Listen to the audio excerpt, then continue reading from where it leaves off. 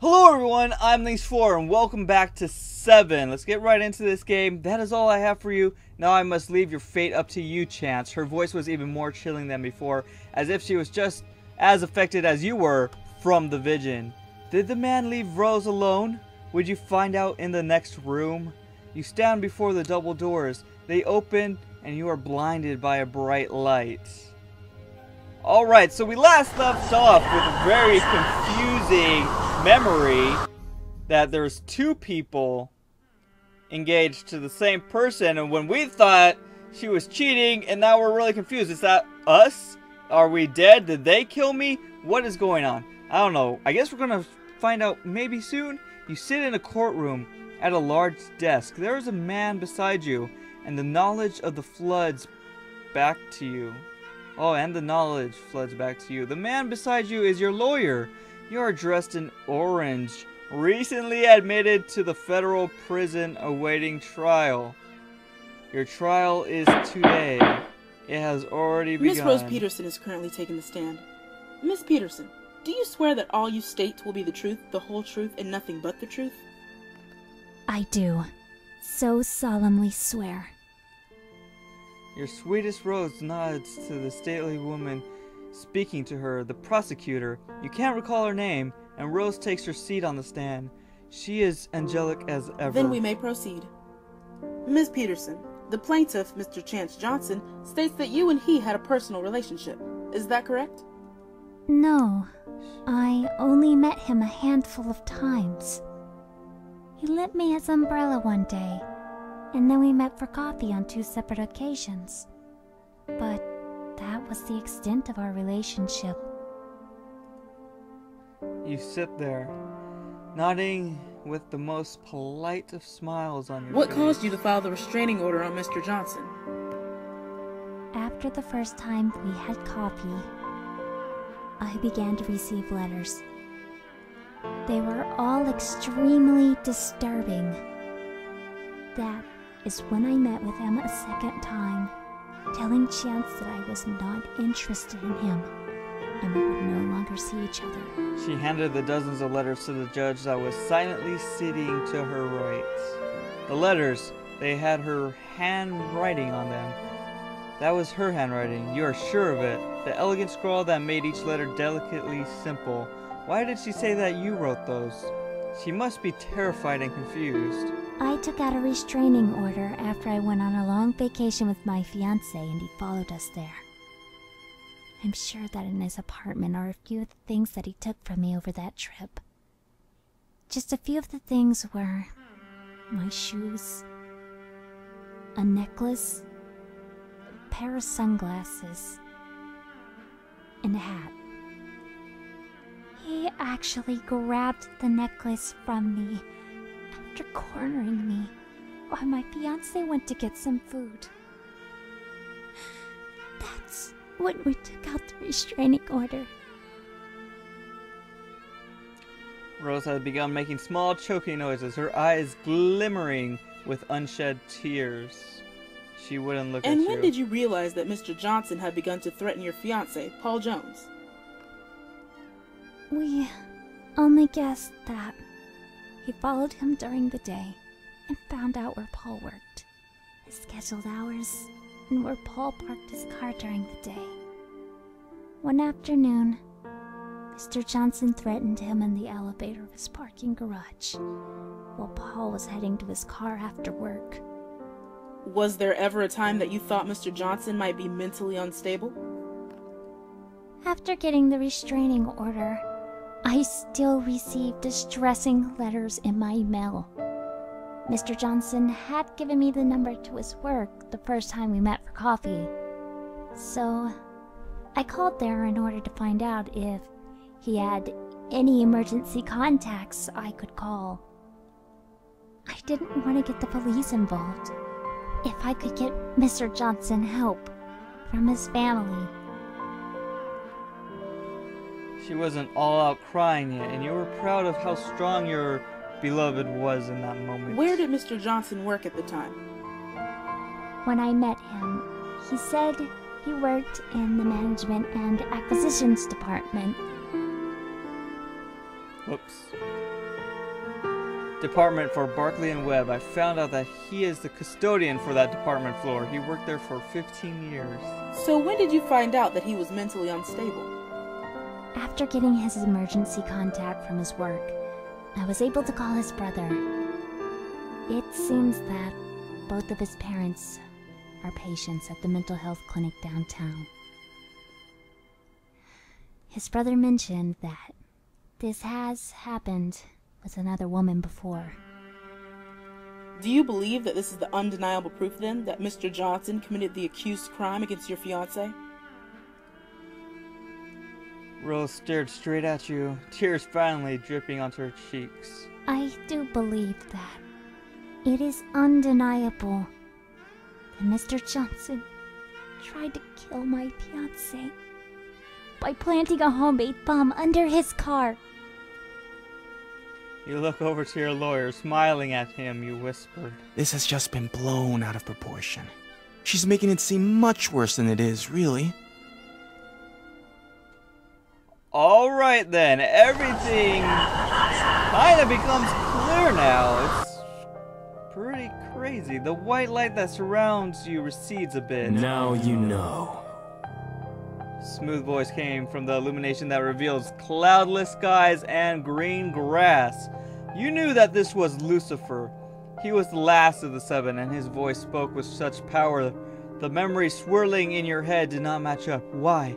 What is wrong with you? After seeing this final memory, the truth has been finally revealed to you. Yeah. You have been imprisoned for attempting murder upon a man that loves the woman that you obsess over. You were found guilty. Your body is currently sprawled out on a concrete bed. Lifeless. Admitted to the psych ward, you were given solitary confinement. You manipulated the doctor into giving you a medication that you knew you were adversely affected by. All to spite Rose. You wanted her to feel sorry for you. To know that she made you take all those pills. But she didn't make you. Did she? No, She because it lives was with all Paul, the man in who's my now her head. husband, and she rarely thinks of you. Thinking of you makes her ill, angry, and fearful all at once. All of your life you have caused distress and trouble to those around you. You left your brother alone in the world. You've placed fear in the life of a new family. And you have deluded yourself and robbed yourself of happiness. Still, I am here to present you with the choice.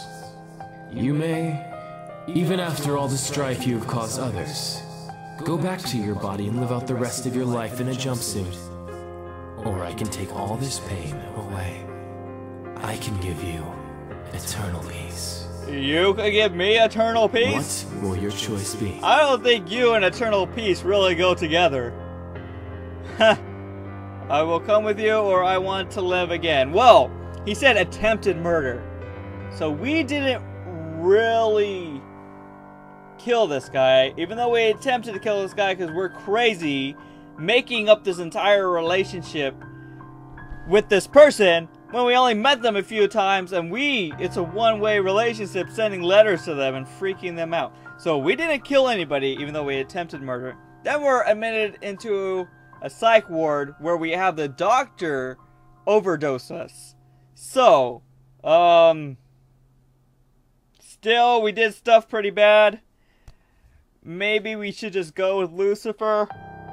But if I live again, well, does it have to come down to this? Living again and dying and going to live in hell forever? Not a peaceful world like you're telling me?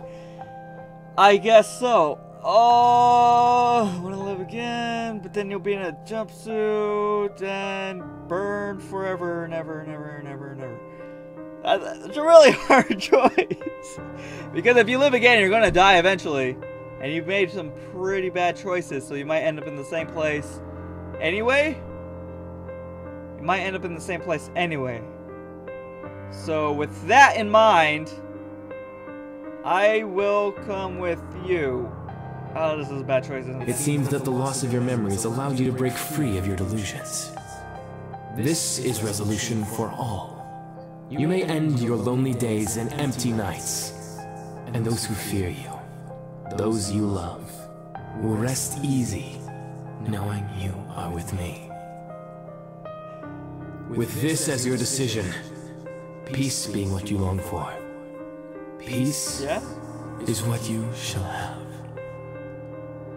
The white light takes over, and you feel a freedom unlike any before this moment. The white light.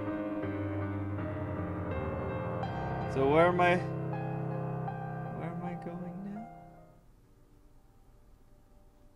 I guess that was it. I chose to take peace. It's not going to be peace. I know it's not going to be peace. We're probably going way down. Not up where it's all nice and safe. But man, I wonder what happens. I should have really saved it. I wonder what happens if I chose the other ending. And in fact, let's find out. I want to live again. Lucifer always keeps his promises. If going back to your cage is what you wish, that is what you shall have. You feel the darkness take you one last time. At least you have the hope that Rose will come visit you while you are in here. No way! She loves you after. Why are you still delusional after all these memories have been brought back to you? You've done so much to keep her happy. That is just... No, you're still crazy. You're still insane. Don't think that anybody is going to come back to you to talk to you. I honestly like the other one, where we take the other ending, where we take the peaceful route, even though it's not peaceful. We're probably ending up in hell because it's Lucifer, and we're dealing with all these other 7, maybe demons, but who knows. That was 7, a pretty interesting game that has quite the twist on it. I mean, twist after twist. They're just coming after you. It sounded like just a normal game. Oh, we ended up in purgatory. What happened? How did we get here? Maybe we were killed somehow and we still have a chance to go to heaven or hell. We don't know because we're in purgatory. Anything could have happened, and it seemed like we had such a good life when it was all in our head and we were crazy people. We should have known by our parents. They were in a mental institution too. But anyways, that was 7. An interesting, good story with lots of twists. I really like that. And I really like how there's 2 different endings. We saw both of them there. I think we got the good ending on the first try. I mean, yeah, we ended up in hell, but we got the good ending, if you can call it a good ending. Anyways, that was 7. Thanks for watching. Links 4 out. Oh, this game is cool. Oh, I just forced the... Oh. Let me do that again. Come on, go down. Oh, hi! Oh, God! Oh, God! Hello? Oh! Whoa! Oh, whoa, whoa, whoa. Okay.